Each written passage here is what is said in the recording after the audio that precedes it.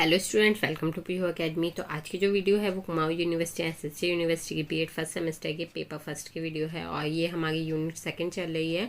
ठीक है, आज का जो हमारा टॉपिक रहेगा वो रहेगा गांधी जी का योगदान। ठीक है, शिक्षा के क्षेत्र में एम के Gandhi's constitution of education, Mohandas Karamchand Gandhi का जो हमारी शिक्षा है उसमें योगदान। ठीक है, तो चलिए वीडियो स्टार्ट करते हैं बिना टाइम वेस्ट किए। लेकिन इससे पहले अगर आप चैनल पर नए हैं तो जल्दी से चैनल को सब्सक्राइब कर लीजिए, साथ ही नोटिफिकेशन बेल को प्रेस कर दीजिएगा जिससे आने वाली वीडियोस की नोटिफिकेशन आपको मिलती रहे। इससे पहले की जो हमारी वीडियोस हैं वो कंप्लीट हो चुकी हैं। ठीक है, काफ़ी चैप्टर्स हो चुके हैं और अगर आपने कुछ भी ना देखा हो, प्रीवियस ईयर पेपर भी डल चुके हैं, उसके अलावा सिलेबस और इससे पहले की भी वीडियोस शायद, इसके अलावा सेकेंड पेपर की भी वीडियोस अपलोड हो चुकी हैं। तो अगर आप लोगों ने ये सब ना देखा हो तो आपको लिंक डिस्क्रिप्शन में मिल जाएगा, आप वहाँ से जाके चेक कर सकते हैं। तो चलिए बिना टाइम वेस्ट किए हम अपनी वीडियोस स्टार्ट करते हैं। तो देखिए, सबसे पहले तो हम जो गांधी जी हैं उनके जीवन दर्शन के बारे में जानेंगे कि उनका जीवन किस तरह का था और उन्होंने किस तरह अपना जीवन यापन किया। और ये जो मैंने इंपॉर्टेंट क्वेश्चंस हैं उससे रिलेटेड टॉपिक लिए हैं और वही मैं आपको क्लियर करवा रही हूँ जिससे कि आप एग्ज़ाम में अच्छे से करके आ पाएँ, क्योंकि एग्ज़ाम आने वाले हैं। तो जल्दी जल्दी बस मैं ये टॉपिक्स आपको कंप्लीट करवा रही हूँ। चलिए सबसे पहले तो देखते हैं। देखिए कि जो गांधी जी का जीवन दर्शन है कि गांधी जी का जो जीवन रहा वो किस तरह का रहा, उनके जो विचार थे वो किस तरह के थे। ठीक है, जब हम उनके विचारों के बारे में पता होगा तभी हमें ये बता सकते हैं कि जो गांधी जी हैं उन्होंने किस तरह का योगदान दिया शिक्षा के क्षेत्र में। ठीक है, तो चलिए स्टार्ट करते हैं। सबसे पहले देखिए, गांधी जी का पालन पोषण बड़े ही धार्मिक विचारों के बीच हुआ था। स्वयं गांधी जी की प्रकृति भी धार्मिक थी। तो गांधी जी कैसे थे? धार्मिक विचारों वाले थे। इनकी यह धार्मिक प्रकृति इनके विचारों में स्पष्ट रूप से परिलक्षित होती है। मूल रूप से इनका जीवन दर्शन गीता पर आधारित है। तो ये गीता को बहुत मानते थे और साथ ही श्रीमद् भगवत गीता जो है उन पर आधारित जीवन दर्शन इनका माना जाता है। तो गांधी जी ने किसी नए दर्शन का निर्माण नहीं किया। इन्होंने भारतीय दर्शन की मूलभूत बातों को ही व्यवहारिक रूप दिया है। यही व्यवहारिक रूप इनकी अपनी सूझबूझ का परियाचक है। इसीलिए इसे आज गांधी दर्शन, गांधीवाद या सर्वोदय दर्शन के नाम से पुकारा जाता है। तो गांधी जी का जो जीवन दर्शन है इसे किस किस नाम से जाना जाता है? गांधी दर्शन, गांधीवाद या फिर सर्वोदय दर्शन। तो देखिए, सर्वोदय दर्शन, गांधीवाद और गांधी दर्शन तीनों एक ही चीज़ हैं, आपको इसे याद रखना है। अगर एग्जाम में कुछ भी इधर उधर करके आ जाता है तो आपको जो जीवन दर्शन के बारे में लिखना है वो गांधी जी के जीवन दर्शन के बारे में ही बताना है। ठीक है, गांधी जी का विश्वास आदर्शवाद में था, तो आदर्शवाद को मानते थे। आदर्शवाद में मैंने वीडियो बना कि आदर्शवाद क्या है, कैसा है, उसके उद्देश्य क्या होते हैं। ठीक है, शिक्षा में क्या योगदान है, सब कुछ उसमें है, एक्सप्लेन किया हुआ है। तो आपने वो ना देखी हो तो वो वीडियो वहाँ जाके देख लीजिएगा। उनका आदर्शवाद भारतीय आदर्शवाद के सिद्धांतों पर आधारित था। गांधी जी के जीवन दर्शन के निम्नलिखित 5 प्रमुख आधारीय सिद्धांत हैं। पहला सत्य, दूसरा अहिंसा, तीसरा अपरिग्रह, चौथा निर्भीकता और पांचवा सत्याग्रह। ठीक है, गांधी जी के आदर्शवादी विचार ही उनके शिक्षा दर्शन की आधारशिला थी। तो जो जीवन दर्शन के आधार थे गांधी जी के, यानी कि वो सत्य, अहिंसा, अपरिग्रह, निर्भीकता और सत्याग्रह को मानते थे। यही उनके जीवन के आधार थे। वह हृदय की शिक्षा के साथ साथ शारीरिक श्रम को भी महत्व देते थे। साथ ही बालक को आज्ञाकारी एवं आत्मा अनुशासित बनाने की प्रेरणा भी गांधी जी की शिक्षा में हमें देखने के लिए मिलती है। वो उनकी शिक्षा का प्रमुख उद्देश्य है। उनकी सत्य, अहिंसा, त्याग, निष्ठा, सहानुभूति और मानवीय गुणों में श्रद्धा थी और यह श्रद्धा उनके जीवन पर्यंत चलती गई। मतलब जब तक उनका जीवन रहा तब तक ये चलती रही।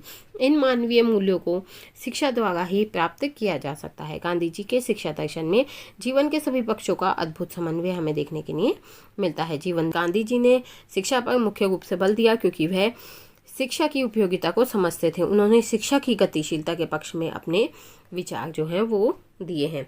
उनके अनुसार देखिए, यहाँ पे डॉक्टर MS पटेल के अनुसार गांधी जी ने उन महान शिक्षकों एवं उपदेशकों की गौरवपूर्ण मंडली में अनोखा स्थान प्राप्त किया जिन्होंने शिक्षा के क्षेत्र में नवज्योति दी है। गांधी जी के शिक्षा संबंधी विचारों का निष्पक्ष सिद्ध करता है कि वे पूर्व में शिक्षा सिद्धांत और व्यवहार के प्रारंभिक बिंदु हैं। ठीक है, तो यहाँ पे देखिए गांधी जी की शिक्षा से हमें क्या पता चलता है। यहाँ पे मैं छोटा सा आपको एक्सप्लेन कर देती हूँ, ये आपकी थोड़ी थ्योरी है। तो यहाँ पे गांधी जी की जो हमें शिक्षा है, गांधी दर्शन और गांधीवाद और सर्वोदय दर्शन के नाम से जानी जाती है। ठीक है, तो इसके जो आधारशिला थी वो कौन कौन सी थी? सत्य, अहिंसा, अपरिग्रह, निर्भीकता और सत्याग्रह। ठीक है, गांधी जी जो थे वो शिक्षा का मुख्य उद्देश्य क्या मानते थे? कि बालक आज्ञाकारी हो, साथ ही आत्मा अनुशासित हो, मतलब खुद पर ही अनुशासन रखने वाला हो। ठीक है, ऐसा नहीं है कि उसे अनुशासन की या किसी के प्रेशराइज की जरूरत हो कि कोई डंडा लेके खड़ा है तभी वो अनुशासन में रहेगा। नहीं, वो खुद से अनुशासित होना चाहिए। ठीक है, इसके अलावा वो है मानवीय मूल्यों को मानने वाला होना चाहिए, जिससे कि जो कि हमें शिक्षा से ही मिलती है। तो एक बच्चा जो है उसके लिए शिक्षा बहुत ज़रूरी है, तो इस चीज़ पर उन्होंने बल दिया है। ठीक है, साथ ही शिक्षा की उपयोगिता को वो समझते थे, इसलिए उन्होंने शिक्षा की उपयोगिता को समझाने का प्रयास भी किया है। नेक्स्ट देखते हैं, देखिए गांधी जी के शिक्षा दर्शन की प्रमुख विशेषताएं। तो गांधी जी की जो शिक्षा दर्शन था उसकी क्या क्या विशेषताएं रहीं? पहली विशेषता है शिक्षा दर्शन में आदर्शवाद। तो महात्मा गांधी का संपूर्ण शिक्षा दर्शन आदर्शवाद की प्राप्ति के लिए है। वह स्वयं आध्यात्मिकता में विश्वास रखते थे। उनका कहना है कि जीवन का अंतिम लक्ष्य ईश्वर उपलब्धि है। मानव की सभी क्रियाएं सामाजिक, राजनीतिक एवं धार्मिक ईश्वर दर्शन से निर्देशित हैं।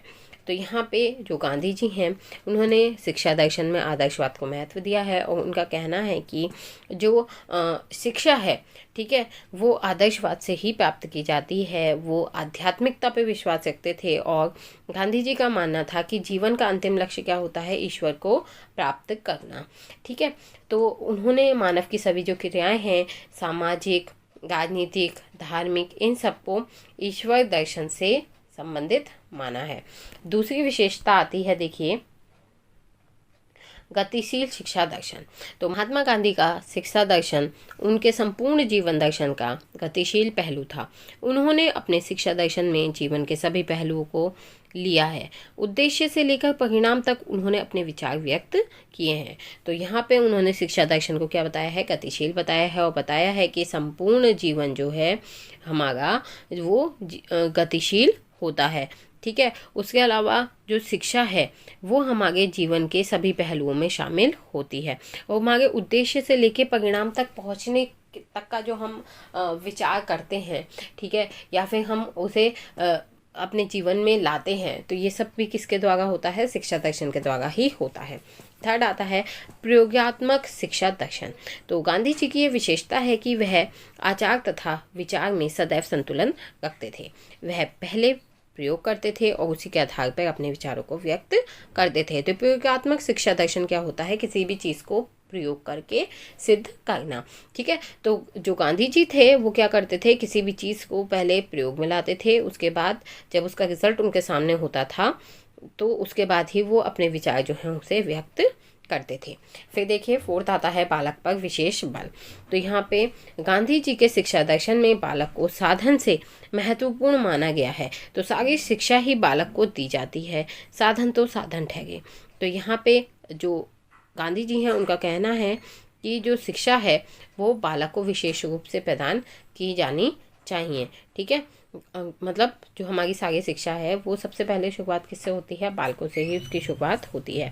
फिर नेक्स्ट आता है वास्तविक शिक्षा पर बल।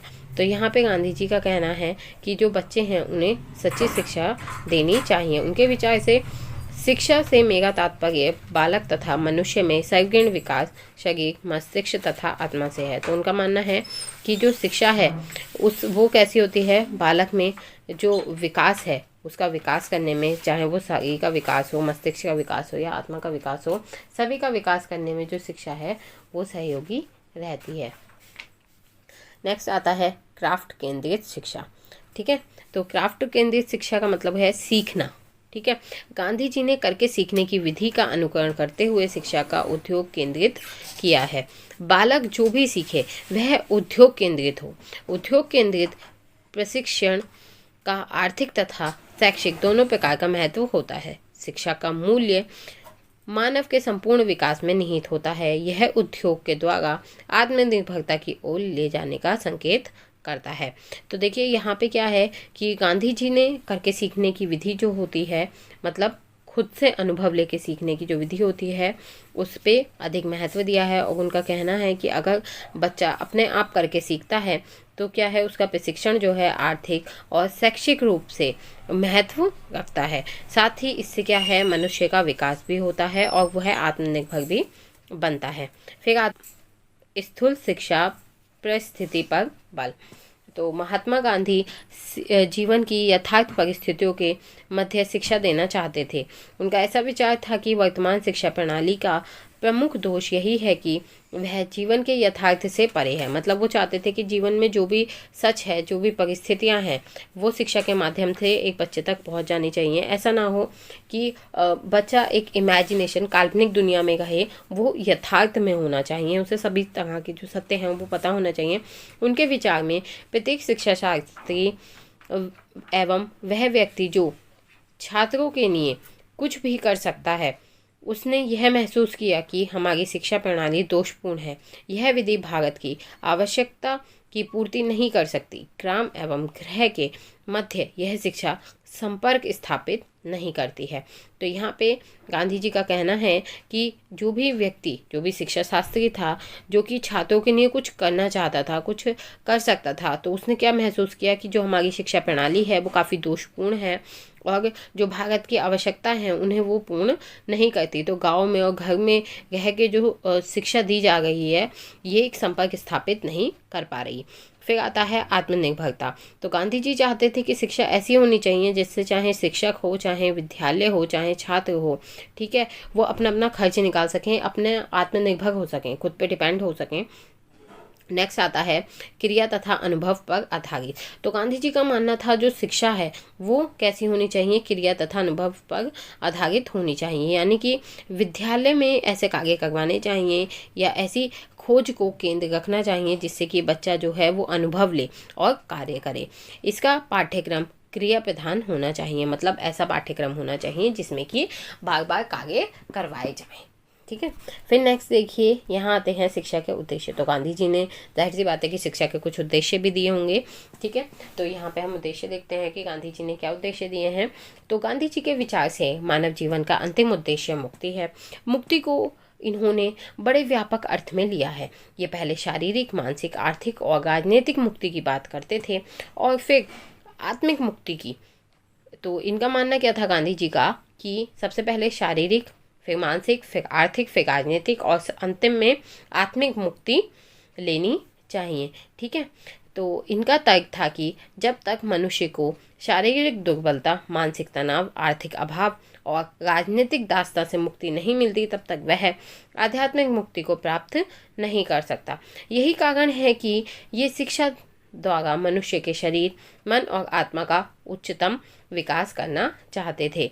तो गांधी जी का मेन उद्देश्य क्या था, मतलब मुख्य लक्ष्य क्या था कि वो शिक्षा के द्वारा मनुष्य का जो शरीर है, मन है, आत्मा है, इन सब का विकास करना चाहते थे।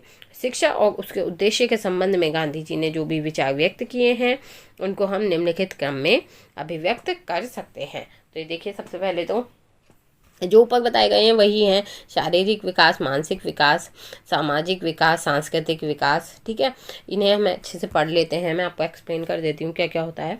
शारीरिक विकास देखिए, मानव जीवन का कोई भी उद्देश्य क्यों ना हो, उसकी प्राप्ति इस शरीर द्वारा ही होती है, अतः इसका विकास अवश्य होना चाहिए। अपने विद्यालय जीवन में ही गांधी जी ने शिक्षा के इस उद्देश्य की आवश्यकता अनुभव कर ली थी। आगे चल के इन्होंने इसे आत्मिक विकास के लिए भी आवश्यक समझा। तो उन्होंने गांधी जी ने ये जाना कि जो शारीरिक विकास है वो काफ़ी ज़रूरी होता है और अगर एक बच्चे का शारीरिक विकास ना हो तो उसका आत्मिक विकास भी नहीं हो पाता है। फिर नेक्स्ट देखिए, मानसिक एवं बौद्धिक विकास। तो गांधी जी के अनुसार शरीर के साथ साथ मन और आत्मा का भी विकास होना चाहिए। इनका कहना था कि जिस प्रकार शारीरिक विकास के लिए माँ के दूध की आवश्यकता होती है, उसी प्रकार मानसिक विकास के लिए शिक्षा की आवश्यकता होती है। तो शिक्षा को यह कार्य अवश्य करना चाहिए। तो यहाँ पे गांधी जी का कहना है कि जितना ज़रूरी एक माँ का दूध होता है एक बच्चे के शारीरिक विकास के लिए, उसी तरह एक बच्चे के मानसिक विकास के लिए शिक्षा बहुत ज़्यादा ज़रूरी होती है। और उसे शिक्षा को यह कार्य करना चाहिए, क्या कार्य करना चाहिए, एक बच्चे के मानसिक विकास को बढ़ाना चाहिए। नेक्स्ट आता है व्यष्टिक एवं सामाजिक विकास। तो गांधी जी व्यक्ति के व्यष्टिक और सामाजिक दोनों प्रकार के विकास पर बल देते थे। व्यक्ति के व्यष्टिक विकास को ये व्यक्ति, समाज और राष्ट्र सभी के विकास के लिए आवश्यक मानते थे।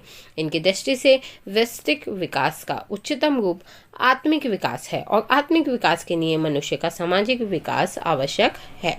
ठीक है, तो सामाजिक विकास पहले करना होगा, तभी उसका आत्मिक विकास हो पाएगा। सामाजिक विकास से गांधी जी का तात्पर्य मनुष्य को समाज में प्रेम और सहयोग के साथ रहना सीखने से था। इनका विश्वास था कि मानव मात्र से प्रेम करने और मानव मात्र की सेवा करने से ही आत्मिक विकास संभव हो पाता है। तो प्रत्येक मानव को एक दूसरे से प्रेम करना चाहिए, साथ ही एक दूसरे की मदद करनी चाहिए। नेक्स्ट आता है सांस्कृतिक विकास। तो गांधी जी का कहना था कि संस्कृति का संबंध आत्मा से होता है और यह मनुष्य के व्यवहार में प्रकट होती है। तो हमारी संस्कृति कैसी है, हमारा रहन सहन कैसा है, हम कैसे बोलते चालते हैं, या हम किसी के साथ कैसा व्यवहार करते हैं, तो ये चीज़ें हमारी संस्कृति को दर्शाती हैं। ये मनुष्य के व्यवहार को नियंत्रित करने और उसकी आत्मिक उन्नति के लिए उसके सांस्कृतिक विकास को आवश्यक समझते थे और इसे शिक्षा का मुख्य उद्देश्य मानते थे। तो शिक्षा का मुख्य उद्देश्य गांधी जी के अनुसार क्या था? सांस्कृतिक विकास। ठीक है, नेक्स्ट देखते हैं नैतिक एवं चारित्रिक विकास। तो गांधी जी चरित्र बल के महत्व को जानते थे। ये शिक्षा द्वारा इसके विकास पर बल देते थे। एक उत्तम चरित्र में ये सत्य, अहिंसा, ब्रह्मचर्य, अस्वाद, अस्त्य, अपरिग्रह और निर्भयता इन गुणों का होना आवश्यक समझते थे। विद्यालयों को ये चरित्र निर्माण की उद्योगशाला कहा करते थे। चरित्र निर्माण के संबंध में इन्होंने लिखा है कि सभी ज्ञान का उद्देश्य उत्तम चरित्र का निर्माण होना चाहिए। तो गांधी जी जो थे वो ये मानते थे कि प्रत्येक जो बच्चा होता है उसका चरित्र का निर्माण, उसकी नैतिकता का निर्माण किसके द्वारा होता है? शिक्षा के द्वारा होता है। यदि कोई भी बालक है, कोई भी व्यक्ति है जिसे शिक्षा प्राप्त नहीं होती है, तो उसका चरित्र निर्माण नहीं हो पाता, मतलब सही से चरित्र निर्माण नहीं हो पाता, वो नैतिकता को नहीं समझ पाता। तो ज्ञान जो है वो चरित्र निर्माण में बहुत ही सहायक होता है। फिर देखिए व्यावसायिक विकास। व्यावसायिक विकास क्या होता है? हमारे जो प्रोफेशनल लाइफ है, जो व्यवसाय से संबंधित जीवन है, उसका किस तरह से विकास होगा। ठीक है, तो आर्थिक अभाव से मुक्ति पाने के लिए गांधी जी शिक्षा के व्यावसायिक उद्देश्य पर बल देते थे। तो यहाँ पे उनका कहना था कि अगर आपको कोई व्यवसाय करना है, ठीक है, किसी तरह से अपने आर्थिक अभाव को मिटाना है, यानी कि अपनी गरीबी को मिटाना है, तो आप क्या करें? शिक्षा लें, क्योंकि शिक्षा के द्वारा ही आप अच्छा व्यवसाय कर पाएंगे। ये प्रत्येक मनुष्य को आत्मनिर्भर बनाना चाहते थे और इसके लिए उसे किसी हस्तकौशल और उद्योग की शिक्षा देने पर बल देते थे। तो देखिए यहाँ पर शिक्षा का मतलब ये नहीं है सिर्फ किताबी ज्ञान। उनका कहना था कि आपको किसी न किसी तरह की शिक्षा लेनी चाहिए, चाहे वो किसी भी तरह का कोई काम सीखना ही क्यों ना हो। ठीक है, इन्होंने स्पष्ट रूप से कहा है कि बेसिक शिक्षा द्वारा बच्चों को कम से कम उसकी जीविका कमाने योग्य बनाया जाना चाहिए। तो जो हमारा नियम निकला है कि 14 साल तक के बच्चों को अवश्य शिक्षा प्रदान करनी चाहिए, तो ये बेसिक शिक्षा के अंतर्गत आता है। और गांधी जी का मानना था कि अगर एक बच्चा 14 वर्ष की आयु तक भी अपनी शिक्षा ग्रहण कर लेता है तो वो इस लायक हो जाएगा कि वो सारी जिंदगी खुद कमा के अपना जीवन यापन कर सकता है। फिर नेक्स्ट देखिए आध्यात्मिक विकास। ये हमारा लास्ट पॉइंट है। ठीक है, तो गांधी जी के अनुसार मानव जीवन का अंतिम उद्देश्य मुक्ति, आत्मानुभूति, आत्मज्ञान अथवा आत्मबोध है। जिन शारीरिक, मानसिक, व्यष्टिक, सामाजिक, सांस्कृतिक, चारित्रिक और व्यावसायिक विकास की हमने ऊपर चर्चा की है, इन सब का अंतिम उद्देश्य भी मनुष्य को आत्मज्ञान करने में सहायता करता है। इसके लिए गांधी जी धार्मिक एवं नैतिक शिक्षा की भी आवश्यकता समझते थे। इस संबंध में गांधी जी गीता से प्रभावित थे। यह ज्ञान कर्म, भक्ति और योग, इन सब के समान बल देते थे। अहिंसा और सत्याग्रह को ये इनका मूर्त रूप मानते थे। तो अहिंसा और सत्याग्रह क्या है, जो कि हमें आध्यात्मिक विकास के रूप में दिखाई देता है। ठीक है, और गांधी जी के विचार कैसे थे, गीता से संबंधित थे। तो यह ज्ञान, कर्म और भक्ति इन सब पर बल देते थे। ठीक है, इसी के साथ यहाँ आपके जो ये टॉपिक है ये कंप्लीट होता है। ठीक है, गांधी जी ने किस तरह शिक्षा में योगदान दिया आप समझ ही गए होंगे।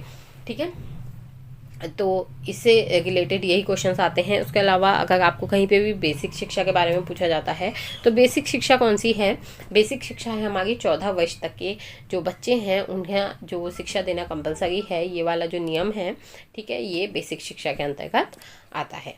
ठीक है, तो आई होप वीडियो आपके लिए हेल्पफुल रही होगी। तो वीडियो को लाइक करें, शेयर करें, साथ ही चैनल को सब्सक्राइब करना ना भूलें। बाकी आपको कोई भी प्रॉब्लम होती है आप कमेंट बॉक्स में कमेंट करके पूछ सकते हैं। Thanks for watching.